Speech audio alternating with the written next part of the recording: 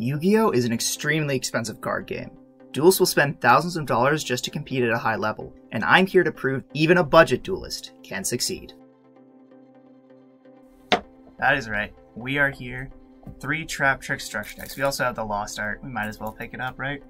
So I haven't looked at any of the card text or card effects, so we're going to go and crack open one of these. Now I'm not going to be net decking. I'm going to be coming up with my own ideas.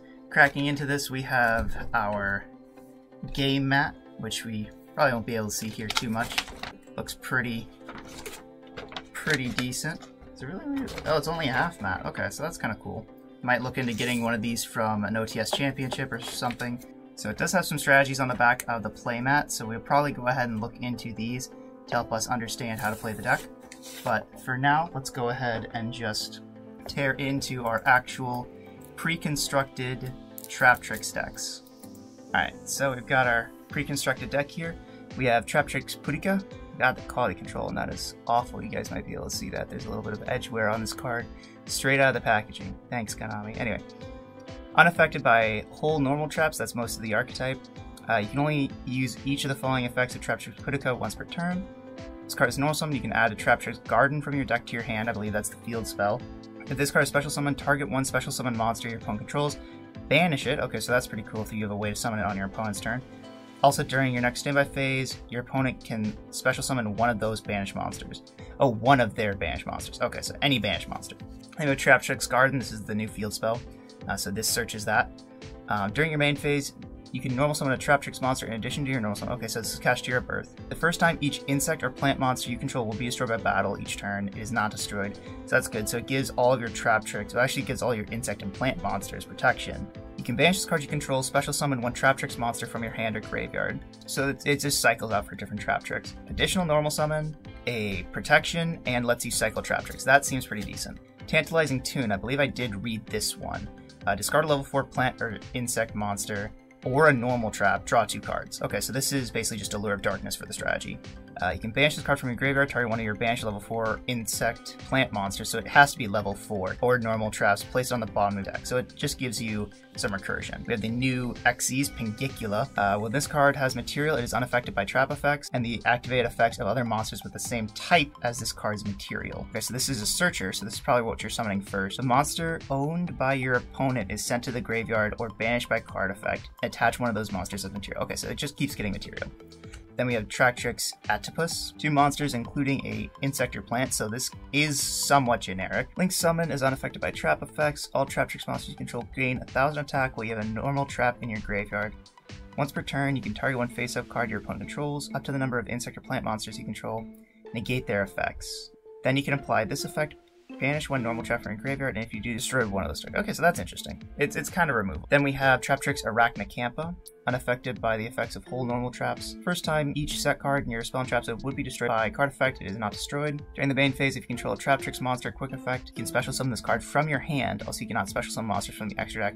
That's just during set. Okay, so this is a free body, but it locks you into insect and plants from the extra deck. So that's interesting. Then we're on to some staple cards. So Evenly Matched, this is a great reason to pick up this deck. Holtia, this is basically, if I remember right, the Shade Brigandine for the archetype. So it's searchable because it's Trap Tricks and it's a spell trap, so that's good.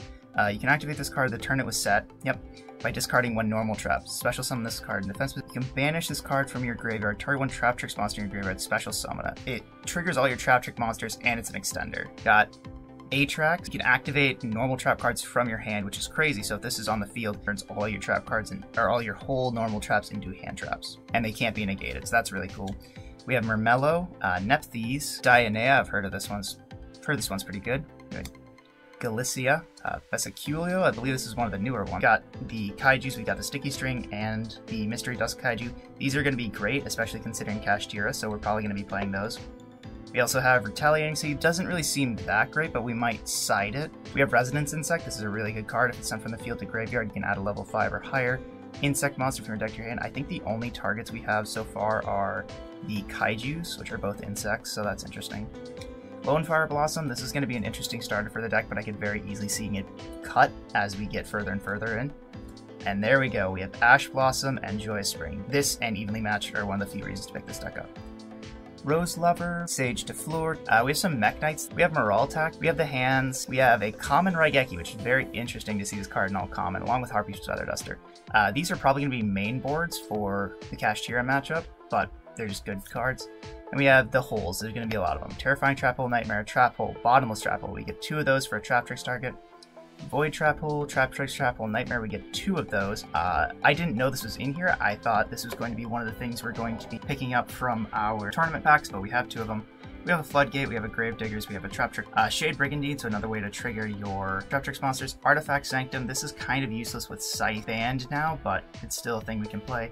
Echiri's Sacred Tree, and then we're on to some more of the Xyz monsters. So we have Rafflesia. This lets you activate whole traps from your deck. Allomeris lets you extend a little bit further and gain some advantage off making your opponent's monsters leave the field. We have Cucularia. We have probably the best card is Sarah. Then we have Mantis, and then we have some ads. We're gonna read these, and we'll see you guys back when we have a completed deck list.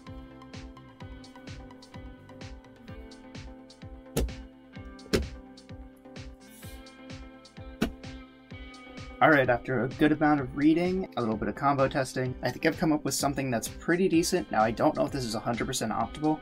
I only spent about an hour or so reading and trying to test out some combos, so let's go ahead and get into it. So to start off in the main deck, we're playing triple Purika. This is like the bread and butter of the deck that searches your field spell, which then gets you another normal summon. It also, if it's special summon, it is kind of like a time 3 free doer, but for your opponent's monsters. Up next, we have triple Arachnocampa. This is probably the best card in the deck, however. This is just the free extender if you have a Trap Tricks monster, so you go normal summon, link into Sarah, and then effective Arachnocampa to summon, and then that triggers your Sarah effect. Speaking of which, the best card to summon in the deck is probably Mantis, where you go normal summon Mantis, grab Arachnocampa, link into Sarah, and then trigger Arachnocampa, so that's really good. We're only playing 2 Myrmelio. I just don't really see the usefulness of this to grab a whole normal trap when you have such good access to all of your normal traps via Sarah. Along with that, we're only playing 2 Dionea. Again, this is a better card to special back, but in the grind game, Dionea is better to normal summon than a Mantis sometimes, so we've got 2 of them. This might be a cut, same thing with Myrmelio. We might cut that down to 1 copy later on, but for right now I think this is really good. And then we've got 1 apiece of Nephthys, Altrax, and Glycina. Nephthys is a really cool card, but unfortunately it's not really a good card to go into on your first turn. Altrax is really cool because it makes all of your whole normal traps usable in the hand the same way that the Paleozoic XYZ monsters can. And then Glycina is probably one of the better one-ofs. It's still only a one-of because you're probably going to summon this off of Sarah and then tribute it to set a whole trap in the grave and get you another one. So this becomes basically 2 interruptions. We'll move on to the spells here. We've got triple Trap Tricks Garden, or Trap Trip Garden. This is a really good extender because it does give you an extra normal summon. It also gives Trap Trick monsters protection, and then if you banish a monster, it lets you cycle, so you can do something like normal summon Mantis, Mantis grab Arachnocampus, effect tributing the Mantis to summon back a Dionea, Dionea to set a whole normal trap, and then you can go from there. Or if you're worried about a back row, like you know your opponent has like a set blackout, you can summon back a Myrmelio and then Myrmelio pop it. So it does have some pretty neat interactions, but it's mainly just a normal summon. And then we have triple Trap Tantalizing Tune. This is probably a cut later on in the deck when we have more consistent combo lines. But being an Allure of Darkness for the deck, along with setting up your graveyard, if you need to reborn something with like a Dionea or something, is really strong. And the fact that it recycles your trap holes and your monsters from the Banish Zone is also really nice. That's all the spells. We only play 6 spells. Unsurprisingly, the trap deck is pretty trap heavy. Speaking of, we have our probably best trap in the deck is Trap Trick Holtia. You're probably almost always setting this off of Trap Trick Sarah. Even if you already have a Holtia in hand, you're probably always setting Holtia and pitching Holtia for Holtia's effect. Then onto the 2s, we're playing 2 Gravediggers Trap Hole, 2 Floodgate Trap Holes, and 2 Trap Tricks Trap Hole Nightmares. These are, in my opinion, the best ones that we have access to currently with the structure decks. going forward with something like OTS packs, we might pick up Breakoff Trap Holes or something else. These are probably the best ones, especially Floodgate Trap Hole into the Kashtira matchup is really strong. Floodgate Trap Hole is better than Bottomless Trap Hole. Speaking of which, we are playing the one Bottomless Trap Hole, also playing one Terrifying Trap Hole Nightmare, and just because it actually can come up, we are playing one of the OG trap holes from LOB. So that is our trap lineup. Again, it's probably not optimized, but I think that's pretty good. Going on to the staple cards, we've got 3 copies of Evenly Matched and 3 copies of Ash Blossom. This is probably just, I mean, we got them in the structure deck. These are probably some of the strongest cards. I think, you know, even constructed decks like Kashtira and Branded are playing these right now, so the fact that we have access to them means that we're not in such a bad place. Moving on to the extra deck. The extra deck is really simple because we only had 6 different monsters to work with, so it's just multiples of each. So we're playing triple Pingicula. This is a pretty nice extender from the deck. The fact that it gains material off of your trap holes is really strong. We also have Traptrix of Flesia. This is probably what you're making going first almost every time because it is just an interruption. Double Allomeris. It's really nice that they steal your opponent's monsters when they're sent to the graveyard by a card effect. So there's a lot of times when you can really mess up your opponent by not only getting their monster off the field, but taking control of it. Along with that, we're playing triple Traptrix Sarah. I mean, it's the Link 1. We're probably playing 3 of this in the final build of the deck. And they're playing double Cucularia and double Adipus. Cucularia and Adipus are like good. I find that Adipus is like really good because it actually gives you a lot of extra damage. It makes your Traptrix monsters actually very large and lets them really hit for game, which is super, super important. Cucularia is a very niche case scenario card. I think we're only probably going to play 1 in the final build, but this is probably the most optimized extra deck we have. And then onto the side deck. This is pretty simple. We're playing triple of both Kaijus, along with triple Raigeki. These are just going second cards, you know, tributing off our opponent's monsters to like unclear our zones if we're facing Kashtira, or just if we're facing something like Adignisters or something. We also have triple Raigeki to clear our opponent's board. We're also playing triple Retaliating Sea. This card is interesting. However, in the current meta, I don't think it's that great. That's where we're sideboarding it, because you summon it to your opponent's field when they use a spell card that summons a monster. You summon this card, and then it's a Macrocosmos. The only deck that I can think this is actually good against is Punk. There's going to be some niche corner cases in which a Macrocosmos is going to be really strong, but it's not very often. And then finally, we have 2 Bottomless Trap Holes. It's about the best thing we can side. And finally, last card is 1 Feather Duster. This will come up against Labyrinth. It's basically like, if we draw it, great. If we don't draw it, we're probably still losing anyway. Alright, so here's a pretty basic combo we can do with Traptrix Mantis and any trap hole card. You can do the same thing with any trap card, although your end board's going to be slightly different. We're going to start by normal summoning Mantis, activating its effect to grab Arachnocampa from deck. We're then going to link it off for a Traptrix Sarah, and then we're going to activate Arachnocampa's effect to special itself out. We'll then activate Sarah's effect to set Traptrix Holtia. We will then activate Holtia's effect, discarding the trap hole card in our hand to special itself out, and then activating Sarah's effect to summon out Glicinia. We'll then overlay the Arachnocampa and the Holtia for Rafflesia, and then we'll activate Glicinia's effect, triggering itself to reset the trap hole we discarded and a different trap hole from our deck. Now, if we didn't discard a trap hole, you'd instead summon out Atrax from your deck. It'd protect your trap hole cards, as well as allowing you to activate trap hole cards from your hand. Another near identical combo we can do involves Putika and Ramello. We'll start by normal summoning Putika, using its effect to grab the Traptrix Garden from our deck. We'll then go ahead and link off the Putika into a Traptrix Sarah, and then we'll go ahead and activate the Garden, giving us an extra normal summon. We'll normal summon the Ramello. Using Ramello's effect, we'll grab any trap hole card from our deck, and then activating Sarah's effect on a new chain, we will set Holtia. We'll then activate Holtia, discarding the trap hole we searched to summon itself out, and then we'll activate Sarah's effect to special summon the Glicinia from deck. We'll then overlay the Ramello and the Holtia for a Traptrix Rafflesia. Then we'll activate Glicinia's effect, tributing itself to set the trap hole that we searched off Ramello and discarded for Holtia, as well as setting another trap hole from deck. This is pretty strong because we get to search whatever trap hole we want. So if we know our opponent's playing a deck like Kashtira that can't really deal with their monsters being flipped face down, we can grab Floodgate Trap Hole. if we know our opponent is playing a lot of hand effects like 10E Sword Soul, we can grab Gravedigger's Trap Hole. So again, 2 cards, ends on 3 interruptions. So that's the deck list. Let's head off to locals, see what we can accomplish. Alright, we're heading to locals. I got my 3 Trap Trick structure decks. I'm going to see what I can't do. How do you think I'm going to do, hon? You're going to do great. You think I'm going to do great? I don't know why. Good vibes. Yeah, I don't think I'm going to do great either, but we'll see. Here we are, round 1, game 1 against Kashtira. We win the die roll and go first. Our hand is Putika, Nepenthes, Arachnocampa, Traptrix, Trap-Hole Nightmare, and an Ash Blossom. You could not ask for a better hand going first. We go Interrupted, summoning Putika, grabbing Guarded, linking off into Sarah, and using Garden to summon Nepenthes. We special summon Arachnocampa, which triggers Sarah. We set Holtia, and then activate Holtia, pitching Traptrix, Trap-Hole Nightmare. Using Nepenthes and Sarah, we summon Atrax and Glycenia from our deck, do some overlaying, and activate Glycenia's effect to end on a Sarah, a Pangicula, a Rafflesia, a Floodgate Trap-Hole, and a Traptrix, Trap-Hole Nightmare, which is just too much for our opponent to handle, and in turn 3 we just clean up his board and he scoops. Game 2, we side some Kaijus and some Raigekis. Our opponent goes first and sets up a decent board, leading with Unicorn, although we do have the Ash for the Theosis. He summons a Rise Heart, and not only does he have the Birth, he also has the Fenrir he goes into. Shangri-Ira in our standby phase summons Unicorn for extra deck rips. We lead with the Tantalizing Trap Tune, to which our opponent flips up an anti-spell, cutting off our Raigekis in hand, and with only Putika and Ramello in hand, we just scoop it up.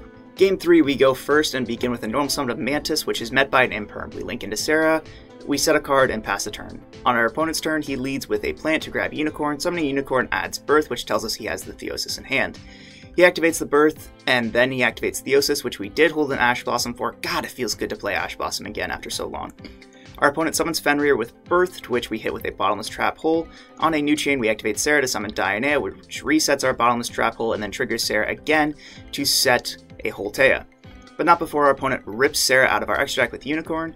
Our opponent activates Birth to summon back his Fenrir and goes into battle, clearing our board. Our opponent slightly misplays by not activating Fenrir's effect, and just overlaying into Shangri-Ira. On our standby phase, he summons Ogre, which gets hit with a Bottomless, since I didn't see a better time to fire it, but not before our opponent destroys our set Holtea with Pressured Planet effect. Going into the main phase, we summon Dionea, use this effect to summon back Mantis in our grave, and on resolution, our opponent hits us with a Big Bang to get rid of one of our monsters. We keep the Dionea for its special summon effect, but banish the Mantis, which triggers Shangri-Ira to lock one of our zones. We link into Sarah, activate Arachnocampa's effect, and use Sarah to set a Traptrix, Trap-Hole Nightmare. We use Holtea, summon back Dionea. Slight misplay forgetting to use Dionea's effect, but we overlay into a Rafflesia and pass. Our opponent summons Unicorn in a standby phase, which we Floodgate with our Rafflesia, trigger our Sarah to set a Terrifying Trap-Hole Nightmare, but our opponent uses his Pressure Planet to pop our live Traptrix, Trap-Hole Nightmare. In his main phase, our opponent normal summons a Fenrir, which we destroy with Terrifying Trap-Hole Nightmare. We use Sarah on a new chain to summon Ramello, destroy the Birth, but not before our opponent hits us with a second Big Bang to get us down to 1 monster, and lock yet another of our zones. But on our turn, we were able to clean it up with Adipus, winning us round 1, as our opponent drew the anti-spell that won him game 2. Game 2, we're up against Sword Soul. We win the die roll and go first, set up Sarah, Rafflesia, and 4 back row, to which our opponent dusters us for 4. But with Rafflesia and Sarah on field, we're able to pick up the first game. Game 2, we don't see any of our side cards, and our opponent ashes our normal summon, so we scoop it up. Game 3, we lead with Garden, normal summon Mantis twice, triggering both its effects to add since it's not a once per turn. We set up a very strong board and keep Arachnocampa in hand to play around Duster. And we have an Ash in hand for the Pot of Desires, which our opponent just can't break through. Round 3, we actually have a mirror match against a constructed Traptrix deck, so going into I was not prepared for. But game 1, we both bricked. I set 1 card, he sets 3, I normal summon, he judgments to put himself at 4,000 on our normal summon. I pass turn, he draws and immediately passes back. I activate Garden, normal summon Arachnocampa, swing for 13, link into Sarah in main 2.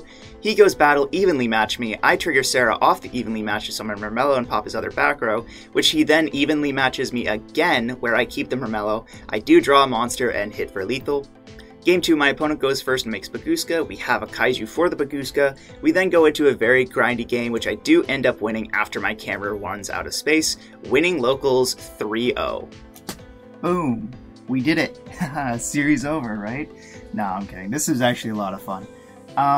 So I will be honest, I did go to a bit more of a casual, low-powered locals.